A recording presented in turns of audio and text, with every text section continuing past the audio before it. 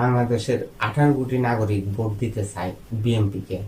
বিএনপিকে এই জন্যই ভোট দিতে চায়, বিএনপি বাংলাদেশের জন্য অনেক অবদান আছে। বিএনপি বাংলাদেশের জনগণের জন্য অনেক ত্যাগ স্বীকার করেছে।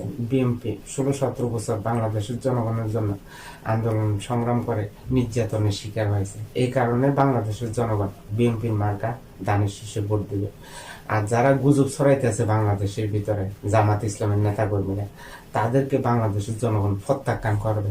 শুধু বিএনপির ইমেজ নষ্ট করার জন্য বিএনপির নামে দিন রাত 24 ঘন্টা জামাত ইসলামী গুজব ছড়াইতেছে।